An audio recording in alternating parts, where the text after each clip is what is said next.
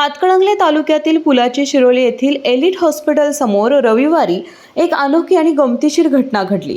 एका दुचाकीस्वाराने आपली मोटारसायकल स्टँडवर लावली असता अचानक वानराने धाव घेत दुचाकीची चावी काढून घेतली।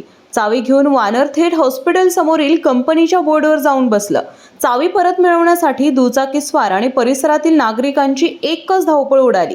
वानराला बिस्किटे, फळे देऊन चावी मिळवण्याचे अनेक प्रयत्न करण्यात आले, मात्र वानर काही केल्या चावी द्यायला तयार होईना।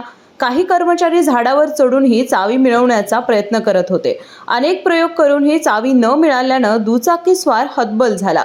अखेर डोक्यावर हात ठेवून बसलेल्या दुचाकीस्वाराची कदाचित वानराला दया आली असावी। त्या वानराने काही वेळाने चावी खाली फेकली आणि दुचाकीस्वाराचा सुटकेचा निश्वास पडला। या घटनेमुळे परिसरात एकच हशा पिकला। या प्रकारामुळे बालभारतीच्या 4थीच्या पुस्तकातील टोपीवाला आणि वानर या गोष्टीची आठवण झाली। शिरोली पुलाची परिसरात वानरांचा उच्छाद वाढल्याने नागरिक त्रस्त झालेत। यापूर्वी पकडून जंगलात सोडलेले एक वानरच पुन्हा परिसरात ठिय्या मांडून बसल्याची चर्चा आहे।